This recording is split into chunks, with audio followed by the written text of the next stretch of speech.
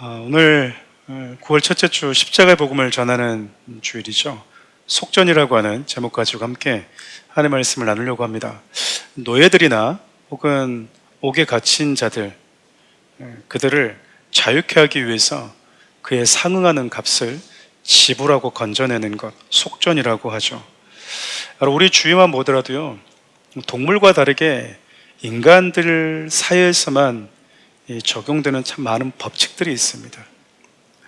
짐승이 짐승을 잡아먹었다고 해서 옥에 갇히는 경우는 없습니다. 그렇죠? 사자가 둘이 싸워서 힘 있는 사자가 약한 사자를 물어뜯어 죽였다고 해서 그 사자가 처벌을 받는 경우는 없어요. 근데 여러분, 사람은 그렇지 않습니다. 사람은 같은 사람을 상하게 했을 때 죄라고 하는 이 짐을 지우게 되고 그 죄에 상응하는 값을 반드시 지불하라고 명령하는 것이죠.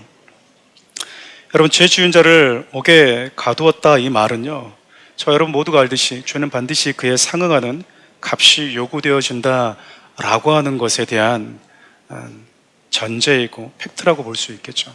저와 여러분들이 다 알고 있는 내용들입니다. 죄는 그 죄에 상응하는 값이 요구된다. 예전에 참 우리가 존경했던, 저뿐만 아니라 우리 모두가 존경했던 고옥하는 목사님께서 기독교인과 사형수의 공통점에 대해서 말씀하신 적이 있었어요. 형무소에 가게 되면 다양한 죄를 지은 사람들이 이렇게 모여 있는데, 다양한 사람들이 그 형무소 안에 모여 있지만 각각의 형벌의 무게는 다르다는 것이죠. 여러분, 그곳에서 우리 모두가 알고 있듯이 가장 무거운 그리고 무서운 형벌을 안고 있는 사람이 누구일까요? 누구일까요? 네, 사형수입니다. 사형수는 같은 죄 가운데도 가장 무겁고 무서운 형벌을 지고 있는 자라고 할 수 있죠. 근데 여러분, 이 사형수가 언제 가장 행복해 하시는지 아십니까? 이 사형수가요, 자기의 이 사형 집행날이 점점 다가오는 그 사형수에게 가장 행복할 때가 있대요. 언제인지 혹시 아시겠습니까? 초코파이 줄 때는 아니지 않겠어요? 그렇잖아요. 이 사형수가요, 자기 그 안에서 나름 모범적으로 생활했다라고 하는 그 이유 때문에 사형수로 있다가 무기수로 감형될 때 그 사람이 그렇게 행복해한대요. 사형이 예정되어 있는데 무기징역으로 바뀌어서 살 수 있게 되었다라고 하는 이 소식이요, 이 사형수에게는 너무 큰 기쁨으로 다가온다라는 거야. 여러분, 우리가 보기에는 바깥에 있는 사람들은 그 안에서 이루어진 일에 대해서 크게 관심을 갖지 않잖아요. 그렇지 않나요? 그리고 우리가 보기에는 그거나 무슨 차이가 있지? 라고 생각할 수 있는데, 내일 당장 사형 당해야 되는 그 사람의 입장에서는 자기가 이 갇힌 곳 안에서라도 다시 살 수 있게 되어졌다라고 하는 이 소식이 그의 삶 가운데 너무 큰 기쁨으로 다가온다라고 하는 거야. 여러분, 사람은 평소 때는 자기 생명이 얼마나 소중한지 잊고 삽니다. 가끔 우리 어머님들이 연세가 드시면, 아유, 내가 빨리 죽어야지, 거짓말인 거 아시죠? 거기다 대고, 네 어머님, 그 소원이 올해 안에 꼭 이루어지기를 소망하고 간절히 기도합니다, 그랬다가는 여러분 큰일 나는 거예요. 내 몸이 약해져 가고 내 몸이 점점 죽음에 가까워지고 있다라고 느낄수록 사람은 자기 생명에 대해서 집착하게 되는 것이죠. 평소 여러분, 우리가 아무리 건강하게 일상을 살고 있다 하더라도 질병이라고 하는 이것이 나에게 딱 찾아오면요, 우리 사람들이 얼마나 생명을 소중하게 여기고 있는가. 참 사람이 있어서 가장 중요한 게 생명이구나라고 하는 것을 새삼 느끼게 됩니다. 아무리 돈을 벌고 애를 쓰고 일을 해도요, 몸이 딱 질병이 들게 되면 일단 쉬는 것은 그 어떤 것도 내 생명보다도 나의 건강함보다도 소중하지 않다고 생각하기 때문에 그래요. 이 땅을 살고 있는 저 여러분들이 누리고 있는 수많은 꿈들, 행복감들, 그리고 저 여러분들이 누리고 있는 사랑하는 사람과의 사랑, 그 모든 것들은 살아있기 때문에 누릴 수 있는 것들입니다. 하나님 바로 이 모든 것들을 누릴 수 있는 생명을 저와 여러분들에게 주신 분입니다. 생명을 준 존재가 없이 생명이 존재했다라고 믿는 것보다도 더 큰 믿음은 없겠죠. 그러나 저와 여러분들은 생명이 우연히 존재하는 것이 아니라 그 생명을 주신 분이 계시고 그분 우리는 하나님으로 믿고 있습니다. 우리가 사는 이 세상에는, 그리고 모든 인간들에게 절대적으로 미치는 것이 있어요. 하나님의 세상을 창조하실 때 눈에 보이는 세계만 만든 것이 아니라 눈에 보이지 않는 세계도 만드셨습니다. 그리고 눈에 보이지 않는 세계 가운데 법칙이라고 하는 것도 만드셨죠. 그 가운데 우리 인간에게 절대적으로 미치는 법칙이 바로 생명과 죽음의 법칙입니다. 생명 안에 있을 때는 생명이 보존되지만 생명 바깥으로 떨어져 나가게 되면 죽음의 지배를 받게 된다라고 하는 것이죠. 모든 인간은 죽습니다.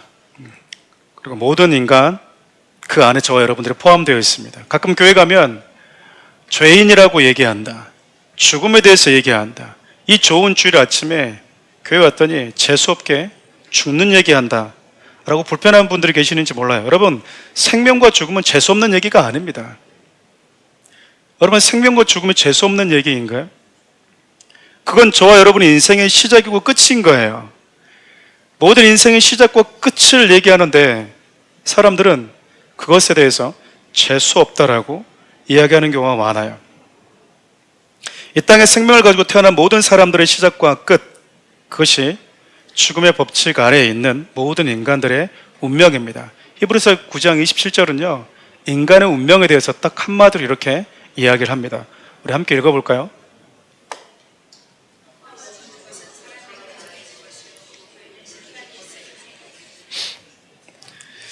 다시 한번 읽어보겠습니다. 에어컨을 좀 꺼주시면 좋겠습니다. 네, 다시 한번 읽어볼까요? 한 번 죽는 것은 사람에게 정해진 것이요 그 후에는 심판이 있으리니. 여러분, 성경에 뭐라고 얘기를 합니까? 네, 한 번 죽는 게 정해져 있대요. 네, 이게 소리가 자꾸 나는 이유가 선풍기일까요? 네, 죄송합니다. 저에게만 크게 들려가지고 제가 태풍 소리로 제가 들려가지고 감사합니다. 히브리서 여러분 9장 27절은 인간들, 이 땅에 태어난 인간의 운명에 대해서 아주 짧고도 간결하게, 그러나 정확하게 말해줍니다. 한 번 죽는 게 사람들에게 정해져 버렸다. 정해져 버렸대. 그 후에는 뭐가 있대요? 심판이 있대요. 우리의 삶에 대해서 판단하고 심판하는 분이 계시다라는 겁니다. 여러분, 사단은요, 이 땅을 살아가는 우리 모든 인간들에게 생명에 대해서, 특별히 죽음에 대해서 무관심하게 만들고 싶어 합니다. 성경은 여러분, 인간의 시작과 범죄한 인간이 피할 수 없는 죽음이라고 하는 그 끝에 대해서요, 우리 모두가 다 알기를 원하세요. 근데 여러분, 우리가 일상을 살다 보면 너무 분주하잖아요. 내가 해야 될 일이 있고 해내야 될 것들이 있고 성공의 가도를 위해서 달려가다 보니까 사단은 우리의 그 분주함을 통해서 우리가 반드시 알아야 될 생명과 죽음에 대해서 무관심하게 만들 때가 있습니다. 성경은요, 우리 인간에게 찾아온 죽음이 하나님이라고 하는 생명에서 단절되었기 때문이라고 이야기합니다. 우리 창세기 2장 17절도 함께 읽어볼까요?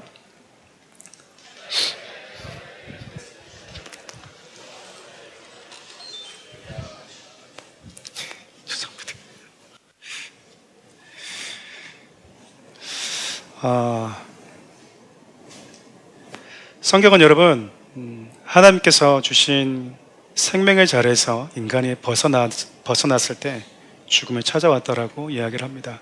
여러분, 멀리 갈 것도 없이요, 우리 주위에 있는 것들을 쭉 살펴보면 죽음이라고 하는 이 결말은 생명에서 분리될 때 찾아온다라고 하는 것을 알 수 있어요. 우리 주위에 있는 수많은 것들의 죽음의 결말은 그 녀석에게 생명을 주는 것에서의 단절에서 일어나기 때문에 그렇습니다. 이 말은 모든 이 땅에 존재하는 것들은요, 무언가에 의존하면서 살아가고 있다라고 하는 것이죠. 우리 모든 인간은 자존적인 존재가 아니라 의존적인 존재라고 하는 것입니다. 여러분, 그런데 그렇게 죽음이라고 하는 이 결과를 피할 수 없는 이 인간들을 향해서 하나님이 무언가를 계획을 하십니다. 그게 구원입니다. 다시 살려주고 다시 회복시키겠다라고 하는 그분의 의지, 그분의 마음, 죽어있는 저와 여러분들을 향한 긍휼의 마음에서 시작된 하나님의 사랑인 것이죠. 여러분, 성경을 보면 하나님께서 한 민족을 택하신 장면이 나오죠. 어떤 분들은 성경이 우리나라 이야기도 아닌데 왜 읽냐? 왜 유독 성경에 대해서만 그렇게 매몰차게 말씀하는지 모르겠어요. 왜냐하면 우리는 한국 책만 보지는 않잖아요. 여러분, 한국 역사만 보시는 분들이 계십니까?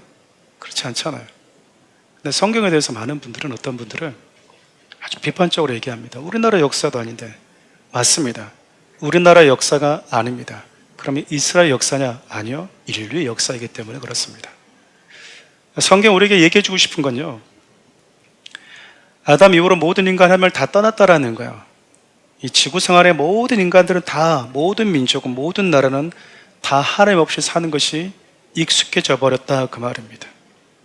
근데 하나님이 하나님을 알지도 못하고 하나님에게 관심도 없고 하나님 없이 살아가는 그 세상적 즐거움에 빠져있는 그 인간들 세상 가운데 한 나라를 선택을 하세요. 마치 여러분, 10명의 형제들이 있을 때 그 10명의 형제들 가운데 다 예수를 안 믿고 있다가 한 형제가 예수를 믿어서 하나님을 알게 된 것과 같아요. 예수를 알지 못했던 10명의 형제들 중에서 한 명이 예수를 믿게 되자 9명은 그 한 명을 통해서 하나님의 어떤 분이신지를 알게 됩니다. 그리고 그리스도인들이 어떻게 사는지를 보게 되는 것이죠. 저는 왜 밥 먹을 때 기도해? 저는 왜 잘 때 기도해? 제가 입고 있는 건 뭐야? 저렇게 성질이 고약하던 녀석이 왜 갑자기 저렇게 바뀌었지? 그걸 통해서 예수 믿는 사람이 어떤 사람인지를 이제 배우기 시작하는 거예요. 여러분, 이 땅에 있는 수많은 민족들 가운데 하나님이 가장 힘없고 작은 민족, 노예였던 민족, 그 민족을 하나님이요 선택을 하세요. 꼭 죄와 죽음의 노예였던 저와 여러분들을 선택하셨듯이. 그리고 그 한 민족에게 하나님이 당신의 법을 주십니다. 그건 이스라엘 법이 아니고요, 저와 여러분 모두에게 주는 메시지인 거예요. 한 민족의 문화와 한 민족의 역사와 한 민족의 법 아래 하나님께서 지배적으로 관여하시면서 열방 가운데 하나님을 떠난 민족들이 어떻게 살아야 되는지, 하나님이 꿈꾸고 있는 그분의 나라가 무엇인지를 그 작은 이스라엘 나라를 통해서 알려주고 싶으셨던 거예요. 그 가운데 여러분, 이스라엘 민족 가운데 하나님이 유독 제사라고 하는 독특한 이 법을 주십니다. 하나님을 떠난, 특별히 하나님과 관계 안에서의 범죄한 인간들이 그 죄에 대해서 자유케 되는 그 길을요, 제사라고 하는 이 법에 대해서 법을 통해서 알려주시는 거예요. 여러분, 레위기 할 때 쭉 한 번씩 살펴보았었는데, 여러분 보시면 내 죄가 사라지는 방법이 있는데, 그 방법은 흠 있는 자는 자신의 흠을 내어버리려면 흠 없는 육체가 필요했어요. 흠 없는 몸이 준비되어지는 거죠. 그리고 나는 그 흠 있는 육체에 내 죄를 정직하게, 그리고 있는 그대로 진솔하게, 처절하게 손을 얹고 다 이야기를 합니다. 그러면요, 내게 있는 그 죄가, 그 흠이 흠 없는 짐승의 몸에게로 전가가 됩니다. 여기서 끝나는 게 아니라 흠 없는 짐승의 그 흠 없음은 나에게로 들어오는 것이죠. 우리 히브리서 10장 4절에서 5절 말씀 함께 읽어볼까요? 이는 황소와 염소의 피가 능히 죄를 없이 하지 못함이라. 그러므로 주께서 세상에 임하실 때 이르시되 하나님의 제사와 예물을 원하지 아니하시고 오직 나를 위하여 한 몸을 예비하셨도다. 죽음의 운명을 피할 수 없는 저와 여러분들을 위해서 죄의 바이러스를 가진 육체, 즉 아담의 씨를 가진 육체가 아니라 죄 없는 몸을 하나님이 저와 여러분들을 위해서 준비하신 이유는 하나님이 정하신 죄를 없이 하는 없이 하기 위해서 그분이 정하신 기준과 법칙 때문이었다라는 거예요. 여러분, 사법부가 있고 입법부가 있지 않습니까? 자꾸 법을 만들잖아요. 그 법이 제정되게 되면 그 법이 효력을 발생하지 않습니까? 하나님이 무슨 법을 만드셨냐면 죄는 전가됨으로 인해서 사라진다. 죄는 반드시 그 죄를 대속함으로 인해서 사라진다. 죽음은 죽음으로 그 죄가 사라진다라는 거예요. 가끔 또 이렇게 저한테 질문한 분들이 있더라고요. 그러면 하나님, 목사님, 그러면 저도 그 사람에게 이렇게 안수해주면, 그리고 그도 나에게 안수해주면 죄가 좀 사라지나요? 도찐 개친입니다. 왜일까요? 둘 다 흠이 있잖아요. 둘 다 흠이 있잖아요. 그리고 여러분, 그가 내 죄를 완전하게 짊어졌다라고 하는 것에 대해서 증명되어야 되는데, 그게 뭐냐면 나에게는 죄가 없어지는 거예요. 나는 그 죄에서 자유로워져야 된다고요. 근데 그것은 여러분, 흠 없는 생명을 가진 분만이 우리에게 주실 수 있기 때문에 그래요. 하나님이 여러분 앞서 얘기했던 것처럼 세상을 창조하실 때 눈에 보이는 세계와 눈에 보이지 않는 세계, 그 가운데 법칙을 만드셨다고 하는 게 바로 그것입니다. 눈에 보이는 세상을 창조하시고 눈에 보이지 않는 수많은 법칙들을 만드신 하나님께서 저와 여러분들을 구원하고 다시 살리시기 위한 영적인 법적 절차를 다 끝내버리셨다, 그 말입니다. 그게 십자가 사건입니다.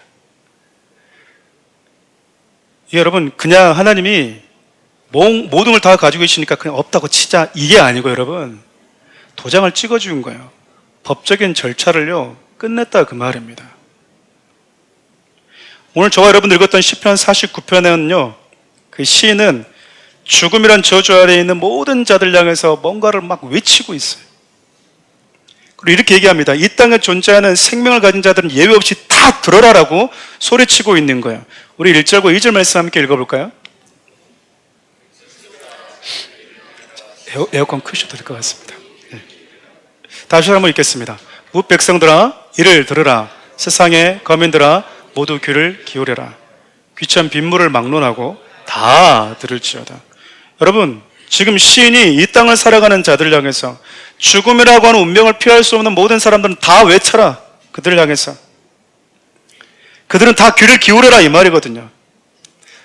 영원히 살 수 없는 인생, 죽음이라고 하는 운명 가운데 처해 있는 인생 다 들어라, 그 말이야. 네가 죽음을 피할 수 없다면 넌 이 말씀에 귀를 기울여야 된다, 그 말이거든요.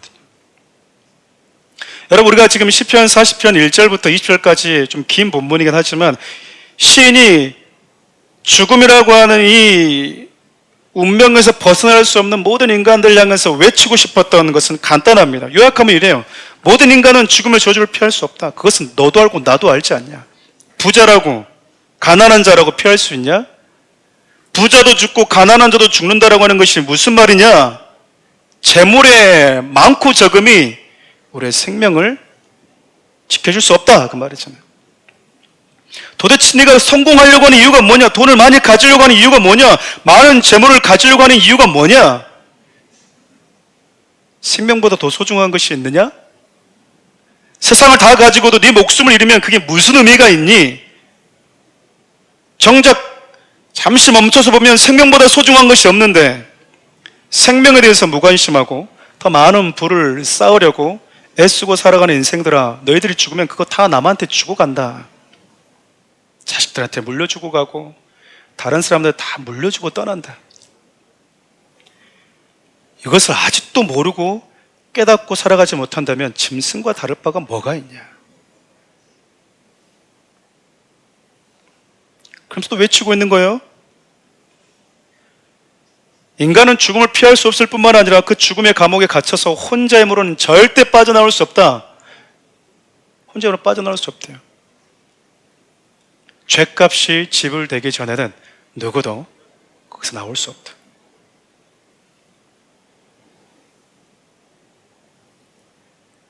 그 죄값이 속전이 지불된 자들만이 나올 수 있는데 문제는 이 세상의 그 어떤 것도 죽음이라는 감옥에서 나를 자유케 할 만큼 넉넉한 값을 가진 것은 없다.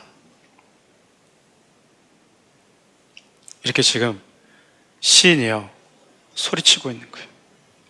우리 본문 7절에서 9절 말씀 세 번역으로 함께 읽어볼까요? 아무리 대단한 부자라 해도 사람은 자기의 생명을 속량하지 못하는 법, 하나님께 속전을 지불하고 생명을 속량하는 사람은 아무도 없다. 생명을 속량하는 값은 값으로 매길 수 없이 비싼 것이어서 아무리 벌어도 마련할 수 없다. 죽음을 피하고 영원히 살 생각도 하지 말아라. 여러분, 돈 많이 가진 사람이 죽을 때 좀 다른 게 있더라고요. 좀 비싼 관 쓰고요, 좀 비싼 납골당 쓰더라고요. 금으로 된 거, 은으로 입힌 거, 흙으로 입힌 게 최고 좋습니다.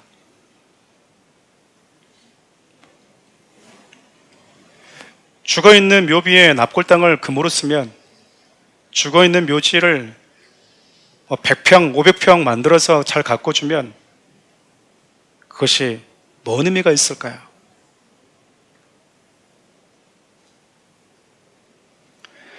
자꾸 얘기하는 거예요. 이 시인이 가난한 사람뿐만 아니라 돈 많은 사람들도 똑같이 가난한 사람, 네가 그렇게 무시하는 그 사람과 같이 똑같이 죽음을 피할 수 없잖아. 너나 그나 죽음 앞에 똑같이 평등하잖아. 이유가 뭘까? 네가 아무리 재물을 많이 가져도, 네가 아무리 성공해도, 네가 아무리 유명하고 아무리 권력을 많이 가져도, 세상 사람들 보기에 와 하는 명성과 명예를 가지고 있다고 해도 그 모든 것들을 다 합쳐도 속전이 될 수 없다, 그 말이야. 여러분, 오늘 본문 8절 보면요, 이런 말씀 있잖아요. 생명을 속량하는 값이 엄청나서 갚을 수가 없대요. 나도 갚을 수 없고 누구도 나 대신 갚아줄 수 없다, 그 말입니다. 이 말은 무슨 얘기일까요? 너 못 나온다, 그 말이에요. 너 죽음의 문제 해결할 수 없다, 그 말이거든요. 세상에는 그 모든 것들도 여러 그 죽음의 문제에서 해결해 줄 수 있는 것은 없다. 여러분, 절망적인 선언을 하고 있는 거예요. 절망입니다, 절망적인 선언. 죽음 아래에 있는 형제, 네가 아무리 사랑하는 사람도 네 힘으로 건져줄 수 없다라는 거예요. 사랑하는 내 자녀가 질병에 걸려 있어도요, 그 누구보다 그 자녀를 사랑하는 그 부모도요, 그 자녀를 그 죽음에서 건져줄 수 있는 힘이 없대요. 1인실에 1인실에 입원시킬 수는 있겠죠. 1인실에 조금 더 좋은 병원, 좋은 의사를 만나게 해줄 수는 있겠죠. 그게 답니다. 그게 다예요. 그래서 시인은 얘기하는 거예요. 우리에게는 죄의 속전, 죽음의 속전을 대신 지불해 줄 분이 필요하다라는 거예요. 여러분, 물에 빠져 있어요. 살려달라고 그래요. 누군가가 자요! 밧줄을 딱 던져줬어요. 그럼 잡을까요, 안 잡을까요? 그래요. 또 속으로 난 수영 잘하는데, 이제 이런 분들은 이제 대화가 안 통하는 거죠. 잡을까요, 안 잡을까요? 잡죠. 이 사람, 줄 던져준 사람이 누구지? 저기요, 당신 몇 살이고, 당신 이름이 뭐고, 당신 어떤 사람이에요? 이거 물어봅니까? 일단 잡죠. 일단 잡는 거죠. 왜일까요? 소망이기 때문에. 내 힘으로 나올 수 없는 그곳에 누군가 나에게 생명의 밧줄을 던져주면 잡고 나서 나에게 생명을 주신 분이 누구인지를 확인하는 거죠. 시인이 얘기하고 싶은 건 그겁니다. 저와 여러분 모두가 알고 있는 것처럼 만일 죄의 대가가 영원한 죽음이라면 그 영원한 죽음의 값을 지불할 영원한 생명이라고 하는 그것만이 우리를 그 죽음의 감옥에서 나오게 할 수 있다라는 거예요. 오늘 보면 여러분 시편이 세상 모든 사람들에게 들어라 좀, 귀 좀 기울여라, 언제까지 짐승처럼 살래? 짐승과 인간이 다른 건 깨닫는 건데, 짐승은 법을 모르고 살지만 우리는 법이 존재한다는 것을 엄연히 알고 살고 있는 건데, 여러분 우리가 이 땅을 살고 있을 때 우리가 다들 경험하잖아요. 죄 지은 자는 무슨 일을 겪는지, 죄는 어떤 결말이 있는지. 여러분, 사람을 때려 죽인 사람에게 판사가 무죄 그러면 우리는 다 분노합니다. 왜 그럴까요, 도대체? 그리고 사형 그러면 에이 시원하다. 왜 그럴까요 도대체? 짐승들에게는 없는 이 환희와 분노가 왜 우리에게는 있을까요? 그냥 법적인 존재거든요.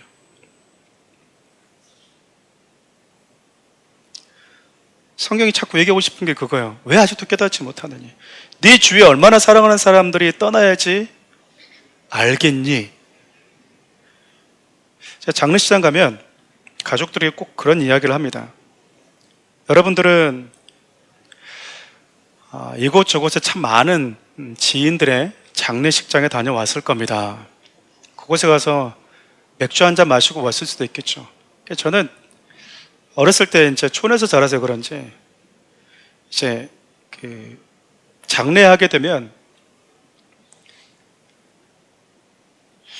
잔치 때와 너무 비슷했던 것 같아요. 잔치 때와 너무 비슷했던 것 같아요. 왜냐면 잔치 때도 막 음식 나누고 뭐 그랬었는데 장례식 때도 아저씨들이 늘 술 마시고 놀았거든요. 그 점잖은 분이 갑자기 술 마시고 갑자기 새벽에 나와가지고 막 화를 내고 막 울고. 근데 저녁마다 뭐 하는지 아십니까? 멍석 깔고요. 이 윷놀이 하면서 돈 따먹기 하시고. 자, 한쪽에서는 또 고스톱 치신 분들도 있었어요. 그분들이 짐승이라고 하는 게 아니고요. 오늘 본문을 보면 깨닫지 못하고 있는 게 꼭 짐승 같다라고 성경은 이야기합니다. 사랑하는 사람과의 죽음 앞에서도 죽음에 대해서 묵상하지 못한다라고 하는 게 얼마나 비참합니까? 내가 사랑하는 내 가족의 죽음 앞에서도 죽음에 대해서 진지하게 묵상해 볼 수 있는 그런 여유가 없다라고 하는 그 사람이 얼마나 불쌍하냐 그 말이에요. 얼마나 불쌍하냐.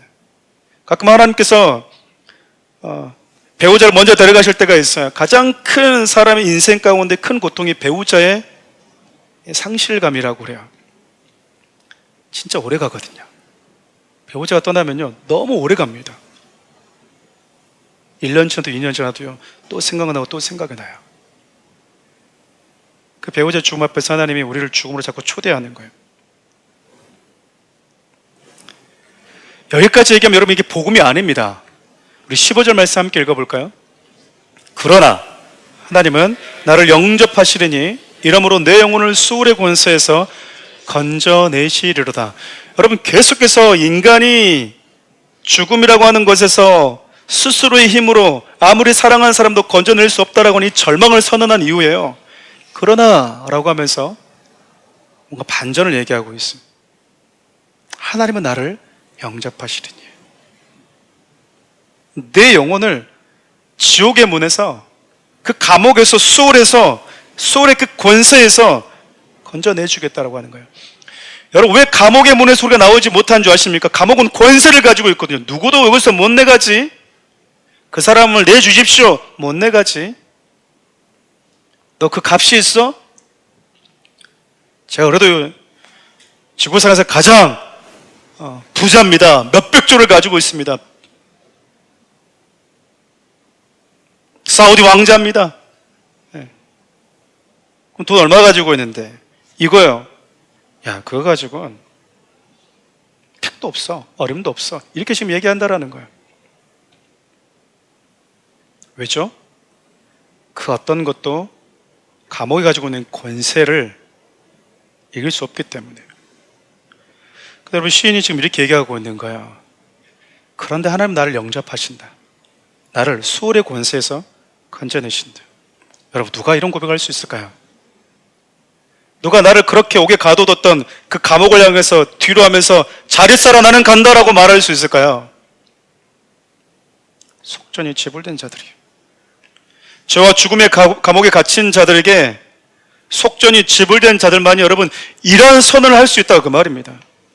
여러분 예수님께서 저와 여러분들에게 주신 것은 사형이 예정된 저와 여러분들에게 무기징역으로 감형시켜 주는 게 아니에요. 그분은 저와 여러분들에게 완전한 자유를 주셨거든요. 그리고 하나님의 자녀가 되는 권세를 주셨습니다. 예수님이 당신을 믿는 모든 자들에게 속전이 되어 주시겠다고 하십니다. 예수 믿는 자에게 죽음은 이제는 끝이 아닌 거예요.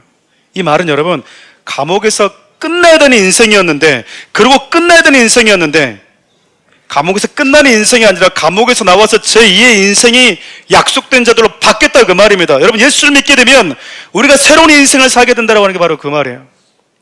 죄의 감옥에서, 죽음의 저주에서, 지옥의 그 소울에서 갇혀서 끝나야 되는 인생이었었는데 거기서 나와서 새로운 삶을 살 수 있는 제 새로운 거듭난 자유의 삶이 보장돼 버렸다 그 말입니다. 여러분, 무경에서 감형된 사형수 행복한 모습 여러분 상상해 보시겠습니까?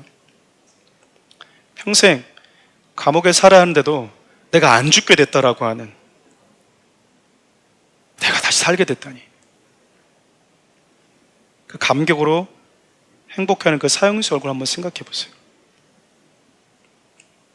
근데 여러분, 저 여러분은 영원한 죽음의 운명에서 생명으로 하나님의 자녀라고 하는 신분으로 회복된 자들 아니겠습니까? 죽음의 문제가 해결되고요, 감옥에서 벗어날 모든 영적 법적인 절차가 다 끝나버린 자들이다 그 말이에요. 그래서 여러분, 예수님께서 십자가에서 죽으실 때 이런 말씀을 하시잖아요. 다 이루었다. 우리 갈라디아서 1장 4절도 함께 읽어볼까요?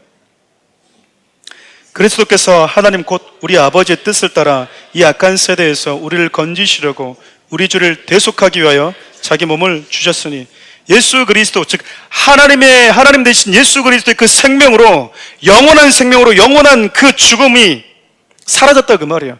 그 어떤 영원한 죽음도 영원한 생명 되신 그분보다도 크지 않다 그 말이잖아요. 지금 성경이 이 사실을 저 여러분들이 지금 알려주고 싶어 하세요.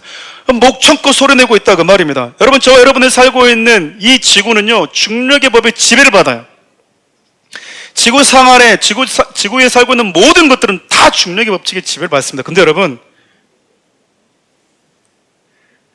로켓을 타고 지구를 벗어나서 달로 가면요, 달로 내 몸이 딱 옮겨지는 순간 지구 아래에 있는 모든 자들을 지배했던 중력의 법칙은 절대적 효력을 상실하게 됩니다. 달은 중력이 가지고 있는 그 엄청난 힘과 권세가 작용하지 않는 곳이기 때문에 그래요. 중력이라는 권세가 아무런 효력을 미치지 못하는 곳이다 그 말입니다. 여러분, 예수를 믿었다, 예수를 믿어서 예수 안으로 옮겨졌다, 이 말은요, 세상에서 죄와 죽음이 지배할 수 없는 곳으로 옮겨졌다 그 말이에요. 예수님이 이런 말씀하십니다. 요한복음 5장 24절 함께 읽어볼까요? 내가 진실로 진실로 너에게 이르노니 내 말을 듣고 또 나 보내신 이를 믿는 자는 영생을 얻었고 심판에 이르지 아니하나니 사망에서 생명으로 옮겼느니라. 사망의 생명으로 옮겼느니라. 죽음이라는 심판에서 자유케 된 것은요, 예수 안에는 죄와 죽음의 저주, 그 권세가 미치지 못하는 곳이란 그 말이에요.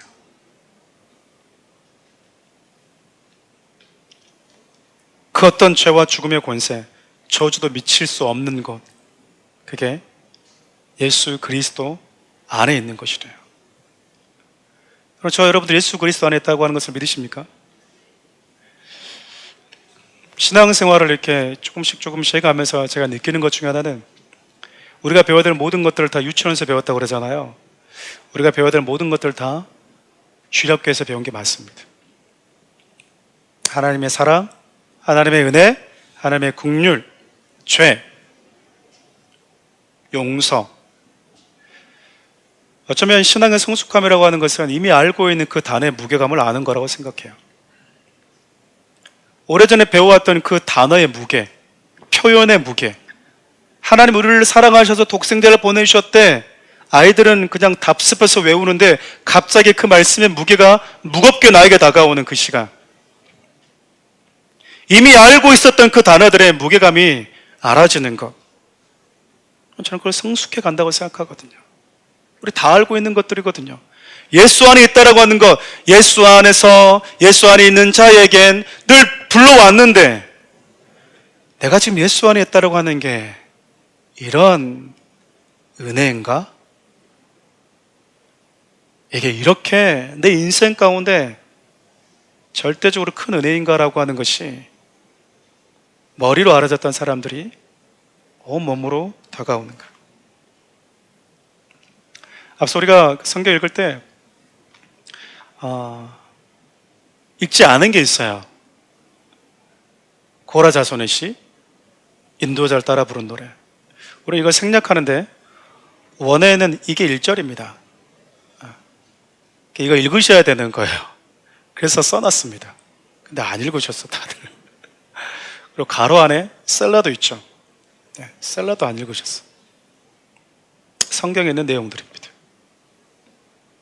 우리가 그냥 간과할 수 있는데 이 시를 다윗이 쓴 게 아니고요, 고라 자손의 시래요.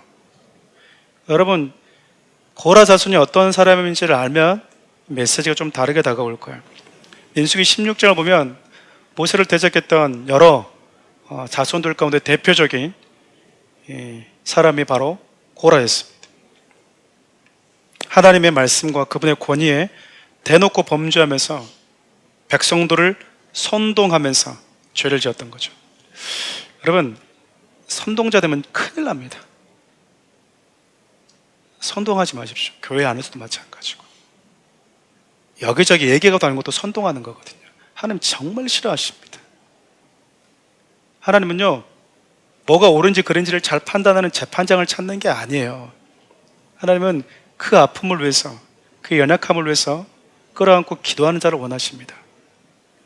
우리 느헤미야를 우리 큐티를 살펴보고 있는데, 내 죄인 것처럼, 내 아픔인 것처럼 엎드릴 줄 아는 사람, 하나님은요 그런 사람을 원해요. 백성들을 선동질해서 하나님을 대적하자 하나님이 뭐 하셨냐면요, 그 고라 자손을 심판하셨는데 땅이 입을 열어서 그와 그 집을 다 삼켜버렸습니다. 하나님을 대적하고 하나님을 떠난 결과가 얼마나 참혹하고 무서운지를 온몸으로 참혹하다고 하는 그것을 뼈저리게 경험해 본 가문이 바로 고라 자손이다, 그 말이에요. 여러분, 고라 자손까지 갈 것도 없습니다. 우리는 아담의 죄로 인해서 너무나 혹독한 값을 치르고 있어요. 여러분들이 이 땅을 살아가면서 하나님을 부정하고 혹은 무신론자들이 하나님에 대해서 부정하는 그 모든 이론들의 시작이 아담으로부터 시작됐거든요. 하나님의 잘못이 아니잖아요. 우리가 말하고 있는 하나님을 믿을 수 없는 수많은 논리들, 왜 이런 일이 있는데, 왜 이런 고통이 있는데, 왜 이런 문제들이 있는데 하나님이 살아계시다면 하나님이 저지른 일이 아니잖아요. 인간이 한없이 살아보겠다고 하면서 만들어진 참혹한 결과 아닙니까? 왜 여기는 구더기가 일어나지? 여러분, 쓰레기는 구더기가 일어나요. 그 구더기라고는 존재를 만들어낸 게 하나님 없이 살아보겠다고 당당하게 하나님을 떠났던 그 인간의 참혹한 결과들이잖아요.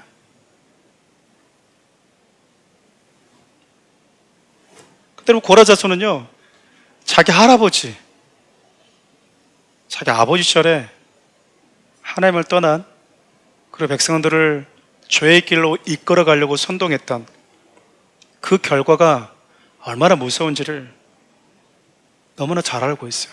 다른 가문들보다도 더 많이 알고 있다, 그 말입니다. 그 후손들이 지금 남아서 이 시편 49편을 쓰고 있는 거예요. 그리고 외치고 있는 거예요. 여러분, 이 외침이 일반 사람들의 외침과 같을까요? 우리는 당해봤다. 우리는 경험해봤거든.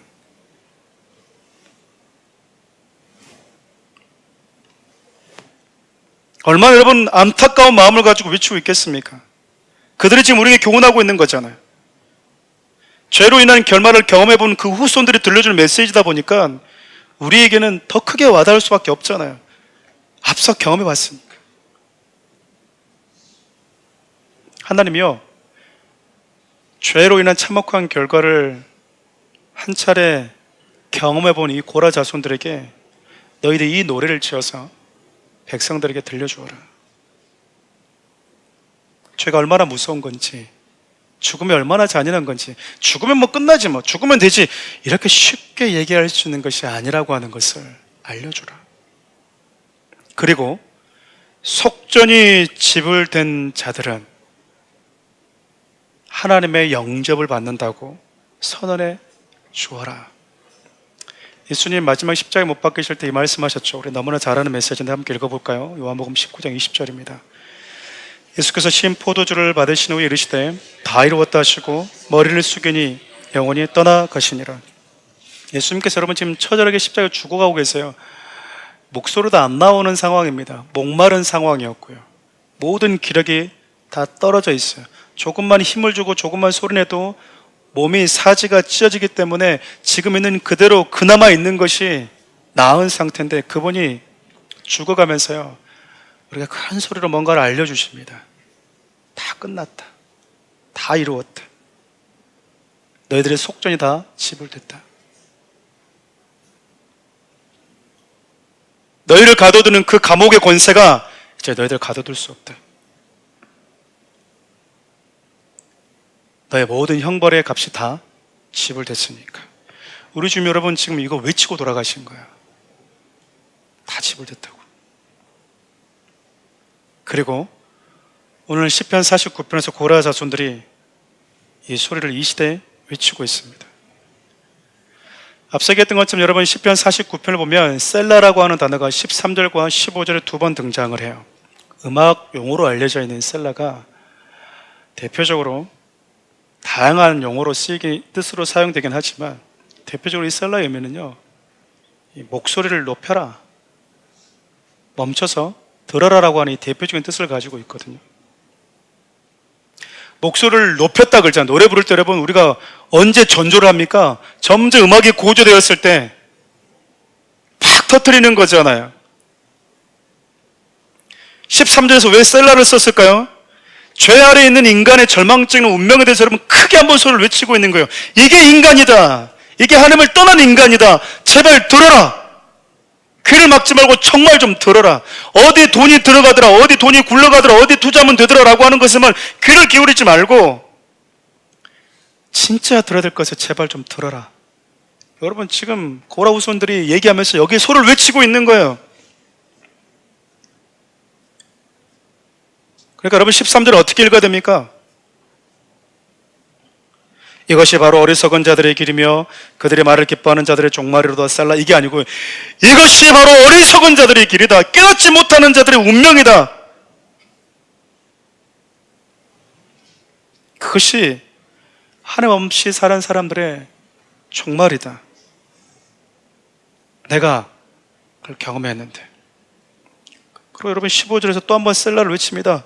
그게 앞서 우리가 나눴던 메시지예요. 그러나 그 절망에서 자유케 될 수 있는 자가 누구냐? 또 한 번 소리를 외치고 있는 거야. 목소리를 높이든 잠시 멈추고 들으라고 시선을 집중시키든 이 셀라가 가지고 있는 목적은 똑같아요.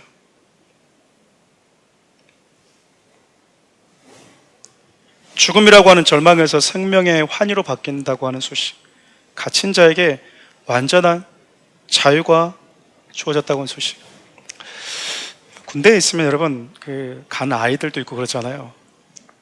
가면은 병장들이 많이 놀립니다. 그 중에 하나 뭐냐면 이제 들어오는 갓 이등병에게 너 제대 날짜가 언제야? 여러분 이등병은요 들어간 날부터 그 제대 날짜를 세거든요. 그러면 이제 머리 좋은 애들은 입병 누구 560 며칠 남았습니다. 이제 혼나는 거죠. 보이냐? 군대에서 나가는 날짜만 기다립니다. 옥에 갇힌 자는요, 옥에 나가는 날짜만 기다려요. 그 날을 주신 분이 예수 그리스도입니다. 시에는 지금 그 부분을 얘기하고 싶은 거예요. 말씀 마무리하려고 합니다. 보험들 다들 들어보셨죠? 보험 설계사분들 오셔서 여러분들이 보험을 주지 않습니까? 또 자동차 보험 만기가 되면 이렇게 SNS로 오잖아요.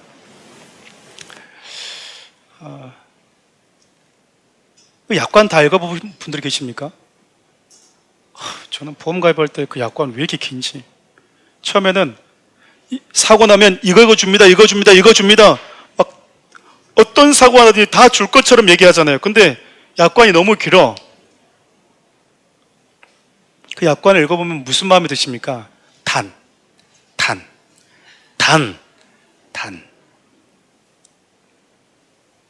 가능한 한 혜택을 안 주고 싶다라고 하는 거예요. 엄청난 혜택을 줄 것처럼 내가 매달 2,000원밖에 안 주고 매달 10,000원밖에 안 주는데 몇 억을 준다고? 근데 단 받으신 분들 계세요?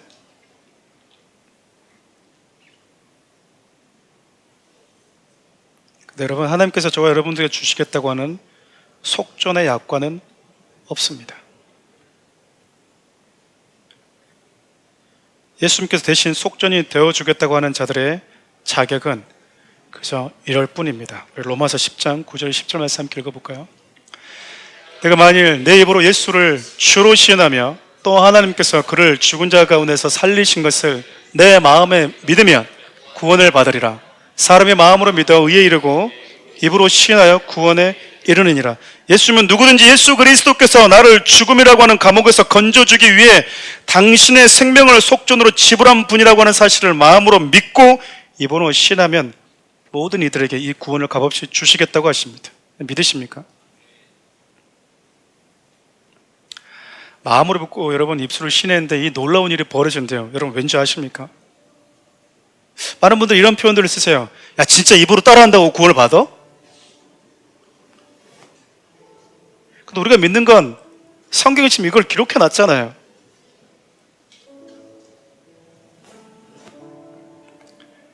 이 영적인 고백이 법적 효력을 갖기 때문에 그렇습니다. 뭘 갖는다고요? 법적 효력을. 가끔 여러분 TV에서 법정에 선서하는 분들을 보셨을 거예요. 선서 하면서 나는 위증을 했을 때 어떤 처벌도, 여러분 집에서 아내 앞에서 해보세요. 처벌 받아요? 여러분 남편과 아내와 한 약속도 안 지켜도 여러분 처벌받지 않습니다. 나는 평생 당신만을 사랑했습니다. 이 약속 안 지켰다고 해서 여러분 처벌받습니까? 당신이 건강할 때나 가난할 때나 병들 때나 당신만을 사랑했습니다 라고 선언했는데 이 선언 안 지켰다고 해서 여러분들이 법적인 효력받고 처벌받아요? 그러셨어요? 사랑을 많이 못해서 처벌받으신 분 계십니까? 근데 여러분 법정에서 하는 선서는 달라요. 법정에서 재판장 앞에서 판사 앞에서 여러분 선서하잖아요. 여러분 법적 효력을 가져요. 입 함부로 놀리면 안 된다 그 말이에요. 그분 앞에서 모르는 거를 안다고 얘기하고 아는 것을 모른다고 얘기하면 여러분 법적인 처벌을 받는다니까요. 왜일까요? 법정에서는 법적 효력이 미치기 때문에 그래요. 여러분 우리가 예수 그리스도가 나의 영원한 속전입니다라고 하는 이 믿음의 고백은요, 하나님의 법정 앞에 서서 저와 여러분들의 법적 효력을 갖게 만드는 선언이기 때문에 그래요.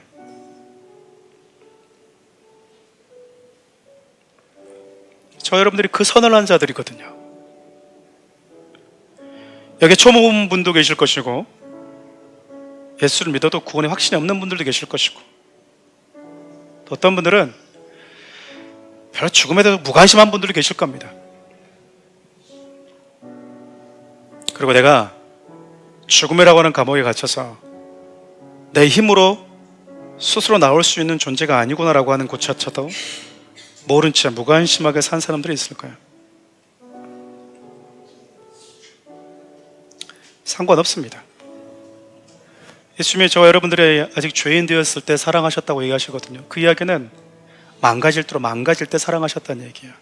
구원이 뭔지, 그분이 도대체 십자가에서 무슨 일을 하셨는지, 그분이 하신 그 사랑의 무게가 도대체 얼마나 큰 것인지 감각하지 못할 때조차도 그분은 모든 것을 다해서 저와 여러분들을 사랑하셨다는 뜻이에요. 철이 들었다고 하는 것은 그 사랑의 무게감을 알아가는 과정이겠죠. 이 말씀을 준비하면서 저와 여러분들과 함께 하나님께 드리고 싶은 기도가 있었습니다. 그리고 목회자인 저에게 하나님께서 주신 권위가 있다면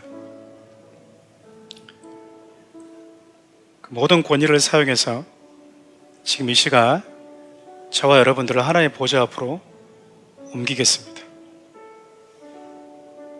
그리고 지금 저와 여러분들은 하나님의 보좌 앞에 서 있습니다.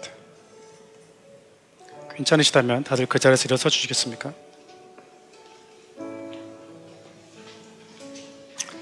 가슴에 손을 얹고 구원의 은혜를 받으신 분들은 그 구원의 은혜를 주시는 분께 감사하면서, 확신이 없는 분들은 나의 확신과 나의 부족함과 상관없이 나에게 은혜 주신 그분의 사랑을 기억하면서 이 고백을 좀 함께 읽었으면 좋겠습니다. 서남은 하나님 할 때 여러분 동그라미는 여러분들의 이름을 넣어서 선언하시면 되겠습니다. 함께 하겠습니다. 하나님, 현이는 당신 없이 살겠다고 고집하며 생명 되신 주를 떠난 죄인입니다. 그래서 죽음이라는 감옥에 갇혀버렸고 그곳에서 스스로 빠져나올 수 없는 죄인으로 전락해버렸음을 인정합니다.